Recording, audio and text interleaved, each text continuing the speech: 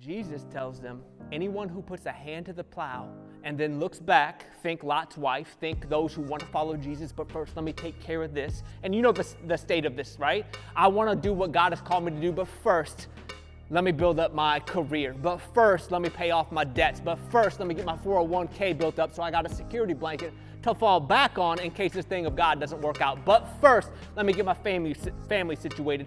But first, let the clouds part and the heavens rays fall down. But first, let God give me a sign that it really is what he says it is.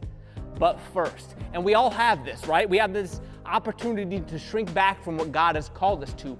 And Jesus warns here that anybody who puts their hand to the plow and looks back is not fit for the service of God or the service of the kingdom.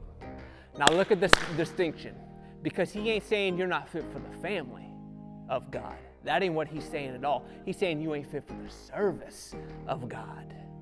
What's the difference? Here it is. I want you to think about it this way. In this country, you have the populace, right? You have the civilians, but some of them are fit for service, and they in the army, right? And God is saying, you want to be fit for service? I need you to press ahead. I need you to put your hand on the plow and not want to go back to where you started at, but want to press forward for this kingdom. Why? Because this kingdom is forcefully advancing. Since the days of John the Baptist until now, the kingdom of heaven has been forcefully advancing. And guess what, gentlemen? Forceful men have laid hold of it, have pushed this battle line forward. It ain't the civilian population doing it. It's the service of the army of God doing it. It's the people fit for service who will go in and lay down their lives for this. They ain't looking back because they pressing forward. And that is what God is calling us to. He's calling us to determine in our heart that we want to be of service to God, that we want to be in this army of God, that we ain't looking back to what we used to have or used to do, that we're pressing forward in what he has better for us to do to push this battle line forward. He says, I need you fit for service, gentlemen. I need you to go proclaim the kingdom of God. Let the dead bury the dead. You in the service now. Go and serve. Do what I've called you to do, how I called you to do it. Don't look back. Don't think your best days were behind you. Your best days lay ahead of you. You got no idea, gentlemen, what I have for you to experience, for you to take part of, for your hands to lay on.